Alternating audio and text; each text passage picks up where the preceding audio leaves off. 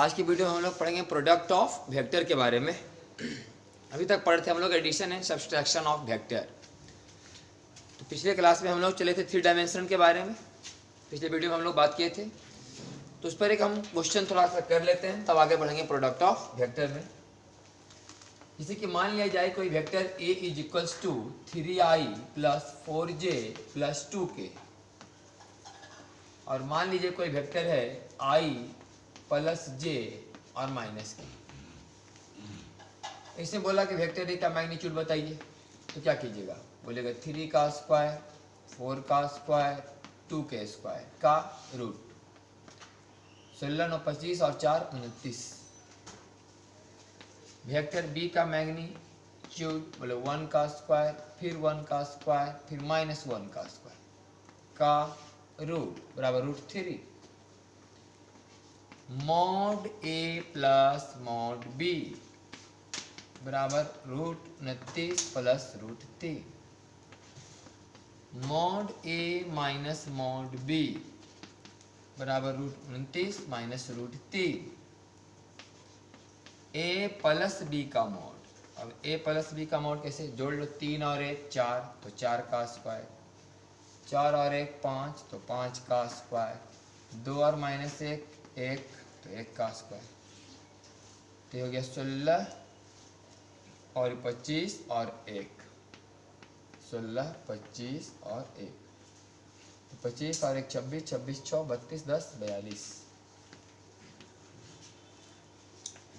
ए minus B का mod, तो 3 में से एक जाएगा तो 2, तो 2 का स्क्वायर, 4 में एक जाएगा तो 3, तो 3 का स्क्वायर, 2 में जाएगा -1 तो 3, 2 में माइनस होगा -1 तो 3, तो कितना आ जाएगा ये? 9 दूनी 18, 18 और 4 22। अगर निकालना हो एक का एक, तो वेक्टर ए में उसके मैग्नीट्यूड से डिवाइड करना होगा आपको। वेक्टर ए कितना है? बोले 3i plus 4j plus 2k और बाई √29। अगर आपको निकालना है बी कैट, तो वेक्टर बी में उसके मैग्नीट्यूड से डिवाइड कीजिए। वेक्टर बी कितना है? i प्लस j और माइनस k बाई √3। ये तो पढ़ा हुआ है अब तक। तो चलिए हम शुरू करते हैं प्रोडक्ट ऑफ वेक्टर।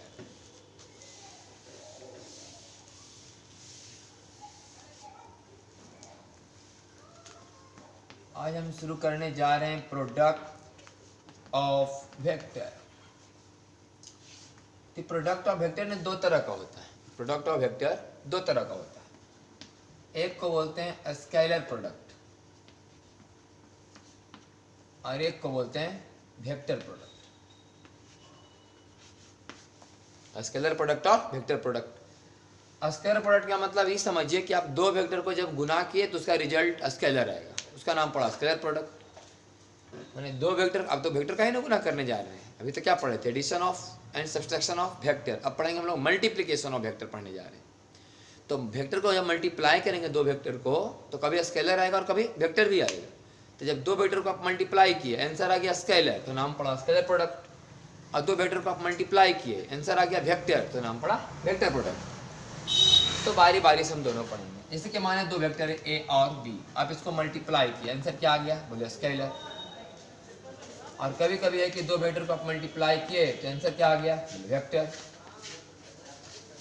तो अगर स्केलर आंसर आता है ना, तो हम लोग इस तरह के मल्टीप्लिकेशन के साइन को हम लोग डॉट से लिखते हैं। और अगर 2 वेक्टर को मल्टीप्लाई करने के बाद वेक्टर आ जाए, तो इस तरह के मल्टीप्लिकेशन के साइन को हम लोग क्रॉस से लिखते हैं। मतलब हम ये डॉट देखकर समझ लेते हैं कि 2 वेक्टर को मल्टीप्लाई करने के बाद स्केलर आने वाला है, और एक क्रॉस देखकर समझ जाते हैं कि 2 वेक्टर मल्टीप्लाई करने के बाद वेक्टर आने वाला है। तो इसलिए इसका नाम पड़ता है डॉट प्रोडक्ट और इसका नाम पड़ता है क्रॉस प्रोडक्ट। तो खैर हम लोग अभी क्रॉस प्रोडक्ट के बारे में बात नहीं करेंगे, हम लोग भी बात करेंगे किसके बारे में? स्केलर प्रोडक्ट के बारे में। ए डॉट बी के बारे में। डॉट मतलब बोलना कि आप समझिए कि स्केलर आंसर आने वाला है। तो हम लोग क्या पढ़ने जा रहे हैं, स्केलर प्रोडक्ट या डॉट प्रोडक्ट, मतलब ए डॉट बी, और आंसर क्या आएगा, स्केलर। तो कहता है कि ए डॉट बी डिफाइंड है, डिफाइंड मतलब परिभाषित है, कोई प्रूफ नहीं इसका।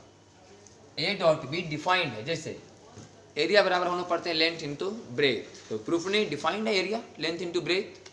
हम लोग पढ़ते हैं डेंसिटी बराबर मास बाई वॉल्यूम, डिफाइंड है, परिभाषा है डेंसिटी बराबर मास बाई वॉल्यूम, नहीं कोई फॉर्मूला से प्रूफ हुआ है डेंसिटी बराबर मास बाई वॉल्यूम, ऐसा नहीं, हमने डिफाइंड किया। Momentum mass into velocity defined किया है। तो इस तरह से हम ये बात बता रहे हैं कि ए डॉट बी जो है ना डिफाइंड किया गया है, मॉड ए मॉड बी कॉस थीटा। तो मॉड ए तो समझ में आया कि वेक्टर ए का मैग्नीट्यूड होगा, मॉड बी वेक्टर बी का मैग्नीट्यूड, कॉस थीटा कोई नंबर होगा, लेकिन थीटा क्या, बोले थीटा वेक्टर ए और वेक्टर बी के बीच का एंगल है। जिन दो वेक्टर को आप मल्टीप्लाई करने जा रहे हैं डॉट में, स्केलर उसका आंसर आने जा रहा है, उसके बीच का एंगल है थीटा। इस तरह से मॉड ए एक मैग्नीट्यूड, मॉड बी एक मैग्नीट्यूड, कॉस थीटा एक number, number into number into number बराबर नंबर, नंबर मतलब स्केलर। तो ए डॉट बी बराबर मॉड ए mod B cos theta defined है। आपको याद करना होगा कि ए डॉट बी का मतलब मॉड ए मॉड बी कॉस थीटा होता है। तो क्लियर है, हम लोग सब मिलकर याद कर लिए कि ए डॉट बी का मतलब क्या होता है, बोले mod A mod B cos theta. Mod A क्या, बोले वेक्टर ए का magnitude, mod B vector B का मैग्नीट्यूड, कॉस थीटा बोले एक नंबर है, लेकिन कॉस थीटा में थीटा क्या, बोले वेक्टर ए और वेक्टर बी के बीच का एंगल है। तो पक्का क्या स्केलर है। तो चलिए, तो हो गया फॉर्मूला की तरह, हम लोग इसको यूज करते हैं जरा। मान लो आपसे बोले आई डॉट आई, आई डॉट आई, तो क्या लिखेगा, ए को मानी आई, बी को मानी आई, तो बोले मॉड आई, फिर से एक मॉड आई और कॉस 0 डिग्री, क्योंकि आई और आई के बीच क्या डिग्री हुआ, 0 डिग्री। आई भी, आई मतलब एक्स एक्सिस, अगर हम इधर मान लें एक्स एक्सिस, इधर मान लें वाई एक्सिस, और इधर सामने मान लें जेड, एक्स बाई जेड। तो अगर इधर आई मानिए तो इधर भी आई, या फिर दूसरा आई भी इधर ही, तो आई आई के बीच क्या डिग्री बनेगा, बोले 0 डिग्री। तो cos 0 का मान कितना होगा 1, और आई और आई क्या है, बोले यूनिट वेक्टर, तो मॉड आई का मान 1, मॉड आई का मान 1, और cos 0 का मान 1, 1 into 1 into 1 is equals to 1। इस तरह से आई डॉट आई का वैल्यू कितना होगा 1। अगर आप जे कैप डॉट जे कैप के बारे में भी जानना चाहते हैं तो फिर वही प्रोसेस कि मॉड जे और कॉस का डिग्री 0 डिग्री ई भी इक्वल टू 1, और अगर के डॉट के करना चाहते हैं तो ई भी इक्वल टू मॉड के कैप और कॉस 0 डिग्री इक्वल्स टू 1। 1 इसलिए आ रहा है ना क्योंकि यहाँ पर 0 डिग्री बन रहा है, कॉस 0 का वैल्यू 1। इस तरह से हम लोग याद रखेंगे नेक्स्ट बार से कि अगर दो मतलब सिमिलर हो, आई आई जे जे के, तो डॉट प्रोडक्ट में इसका आंसर कितना आएगा, 1 आएगा। अब हम बात करते हैं हम लोग आई डॉट जे या जे डॉट के या के डॉट आई। इस सब में जब आप फॉर्मूला लगाइएगा आई डॉट जे, यहाँ आई डॉट जे बोलिए तो बोलिएगा मॉड आई मॉड जे कॉस 90, आई जे के बीच क्या डिग्री, बोले 90 डिग्री। आई एक्स एक्सिस को रिप्रेजेंट कर रहा है, जे बाई एक्सिस को, तो एक्स और बाई के बीच कितना डिग्री बनेगा, बोले 90 डिग्री। जी और के बीच 90 डिग्री, के और आई के बीच बोले 90 डिग्री। इस तरीका से जब cos 90 का वैल्यू जब रखिएगा तो कितना आंसर आएगा, बोले 0 आएगा। मतलब डॉट में सेम वाला वैल्यू 1 होगा और अलग अलग वाला आंसर 0 आएगा। इस तरह से हम लोग a dot b mod B cos theta के मदद से यह बात जान पाए कि i dot i is equal to 1, j dot j is equal to 1, k dot के इज इक्वल टू 1, और अलग अलग रहे आई जे के आई, तो वैल्यू कितना होगा 0। तो ये बात आप समझ लीजिए कि दो वेक्टर अगर आपस में परपेंडिकुलर हैं तो उनका डॉट प्रोडक्ट का मान हमेशा 0 होगा, ये भी याद रहे। दो वेक्टर अगर आपस में परपेंडिकुलर हैं, ऑर्थोगोनल भी बोलते हैं उसको, लंबवत परपेंडिकुलर ऑर्थोगोनल माने लंबवत, तो उनका डॉट प्रोडक्ट का मान 0 आएगा, क्योंकि लंबवत रहेंगे तो थीटा का मान 90 डिग्री होगा दोनों के बीच का। जब यहाँ 90 पुट होगा तो cos 90 का वैल्यू 0 आएगा। मतलब दो वेक्टर अगर आपस में परपेंडिकुलर हैं तो उनका डॉट प्रोडक्ट का वैल्यू 0 आएगा। या फिर ऐसे समझिए कि दो वेक्टर का डॉट प्रोडक्ट अगर 0 है तो समझिए कि ऑर्थोगोनल है, परपेंडिकुलर है, आपस में लंबवत है। तो इस तरह से ए डॉट बी बराबर मॉड बी कॉस थीटा की मदद से हम लोग ये बात को समझ पाए, आई dot I J dot J k dot k equal to 1, i dot j dot k dot i equal to 0। अब इसके मदद से हम एक और आगे बढ़ेंगे स्टेप।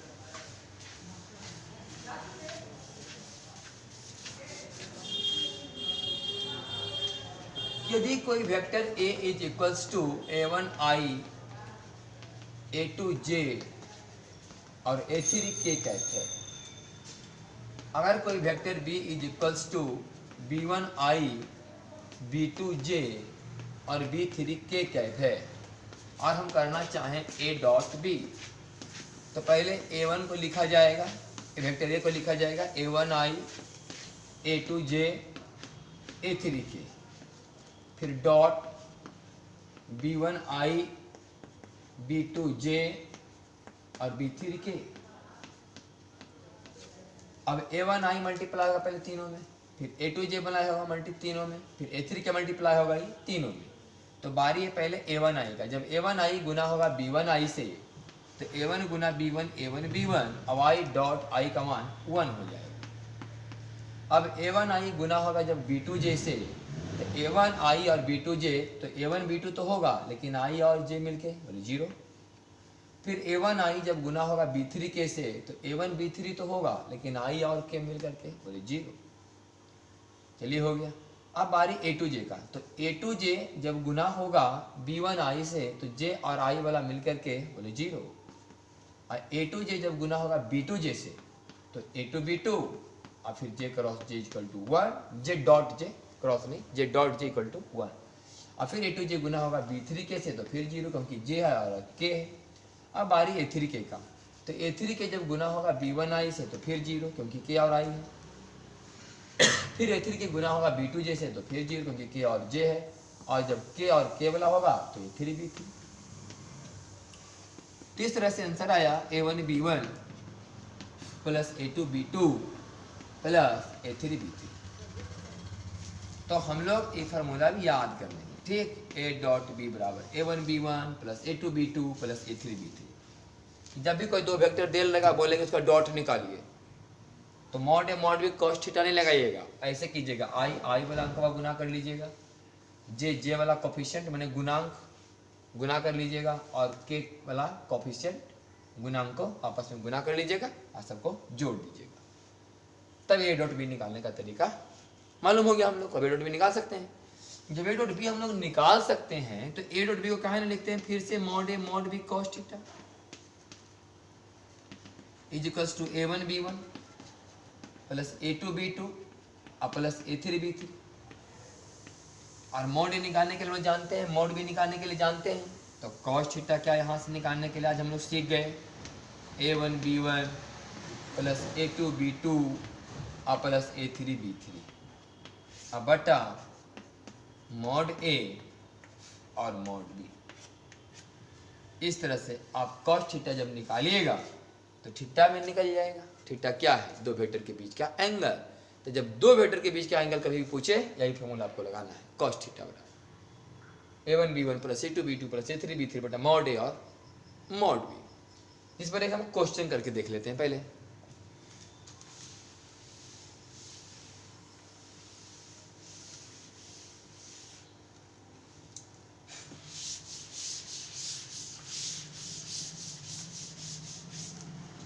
यदि कोई vector a is equals to 3i plus 2j plus k और vector b is equals to i minus j plus 2, आपको बोले कि a डॉट b कीजिए, 3 और ये 3 i वाला कोफिशिएंट 2 और ये माइनस 1 माइनस 2 और 1 और 2 सबको जोड़ दीजिए, आई वाला अंक जे वाला अंक के वाला अंक गुना करके जोड़ दीजिए, कितना आ गया आंसर, बोले 3।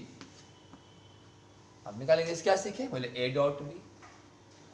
इसी क्वेश्चन में बोले कि वेक्टर ए और बी के बीच का एंगल बताओ, तो क्या बताइएगा, बोलेगा cos theta is equals to a dot b अब बटा मॉड ए और मॉड बी।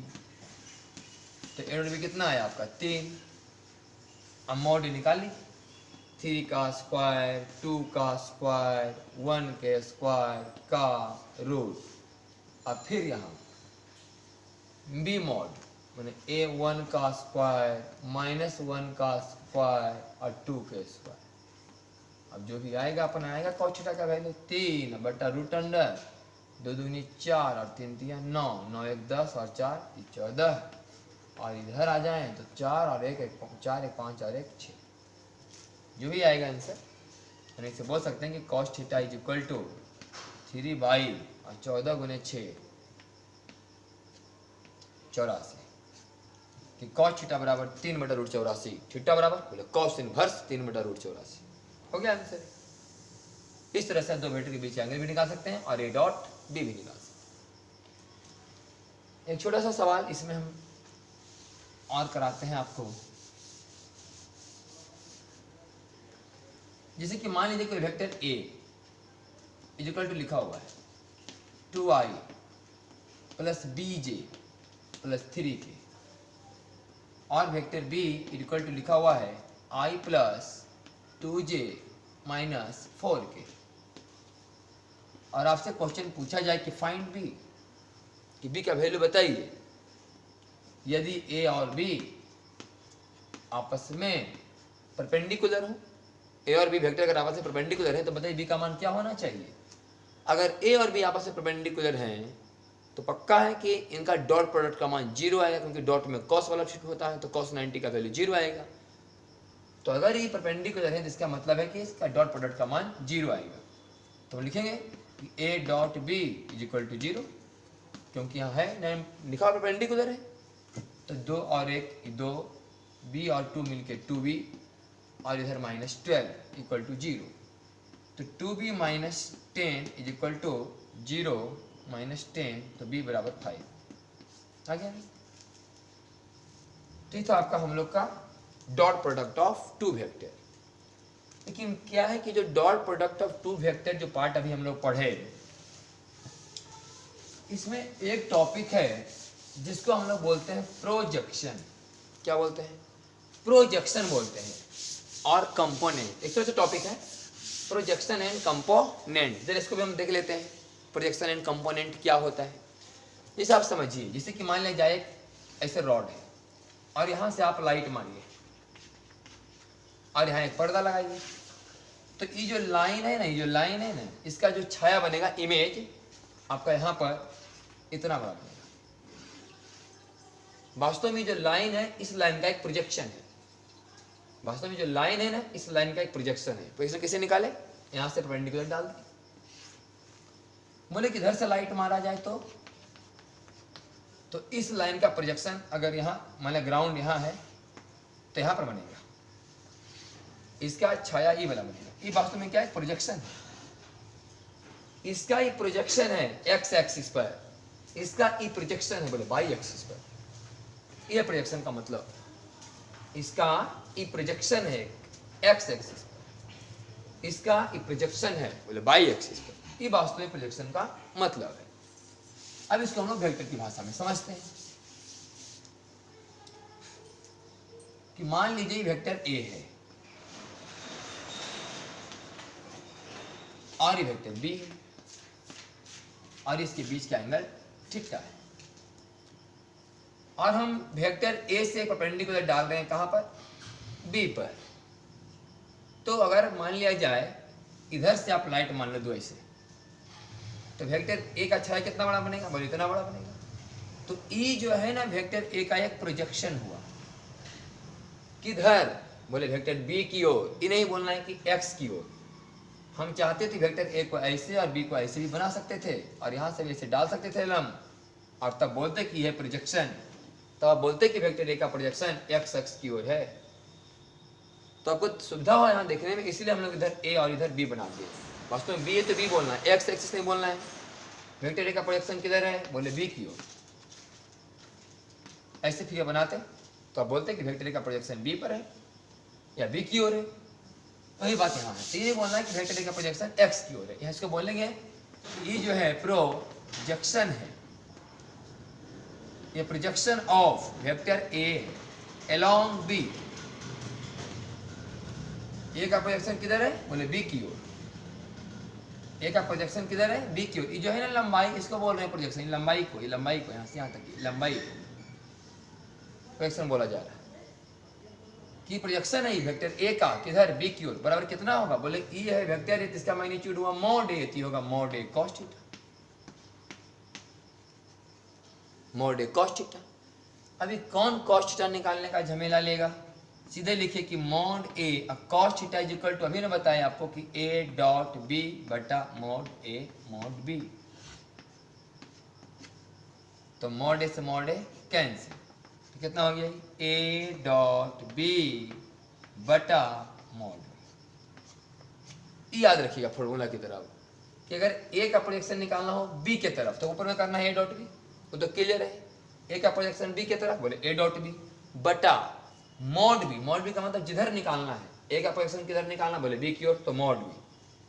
याद रखेगा फॉर्मूला अपना कि वेक्टर ए का प्रोजेक्शन बी की ओर बोले ए डॉट बी बटा मॉड बी, ये हो गया प्रोजेक्शन।